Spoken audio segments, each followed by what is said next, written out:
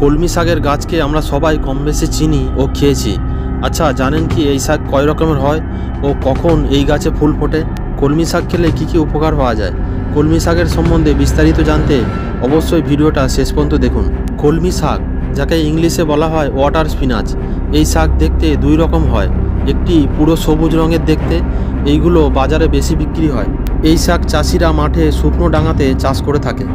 এইগুলো জলাশয়, খাল বিল ছাড়া কোনো উঁচু ভূমিতে চাষ করা যায়। আর একটা কলমি শাক দেখতে কিছুটা বেগুনি বা বাদামি রঙের হয়। এই কলমি শাক বিভিন্ন জলাশয়, খাল বিল, পুকুরের ধারে প্রাকৃতিকভাবে হয়ে থাকে। এইগুলি 7 থেকে 10 ফুট পর্যন্ত লম্বা হয়।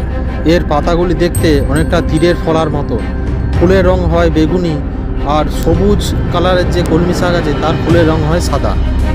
কাণ্ডের ভিতরের অংশ ফাঁপা নলের মতো। বর্ষাকালে এই গাছের বেশি বৃদ্ধি ও বিস্তার ঘটায়। শীতকালে অথবা 23 ডিগ্রি সেলসিয়াসের কম তাপমাত্রায় এই গাছের বৃদ্ধি অতটা হয় না। শীতের সময় এই গাছে ফুল ফুটতে দেখা যায়।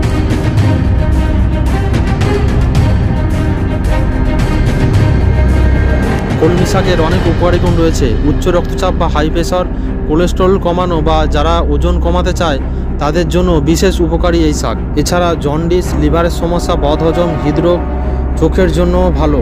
চুল পড়া কমানোর মতো নানা উপকারী গুণ রয়েছে এই কলমি শাকের মধ্যে। ভিডিওটি আজ এই পর্যন্ত।